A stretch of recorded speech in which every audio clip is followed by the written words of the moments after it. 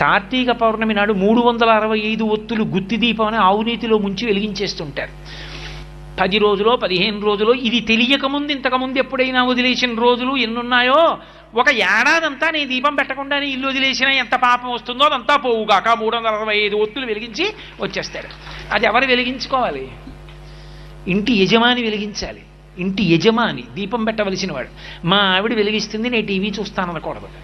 యజమాని పంచె కట్టుకుని వెళ్ళి దేవాలయంలో దీపం పెట్టాలి. యజమాని ఇంట్లో దీపం పెట్టి సమస్త భూతములకు ఉపకారం చెప్పాలి. ధర్మపత్ని సమేతస్య అని సంకల్పం ఉంది, కానీ ఆవిడ వెలిగించి ధర్మపత్ని సమేతస్య అని చెప్పిందని సంకల్పం లేదు. నువ్వు పెట్టాలి దీపం.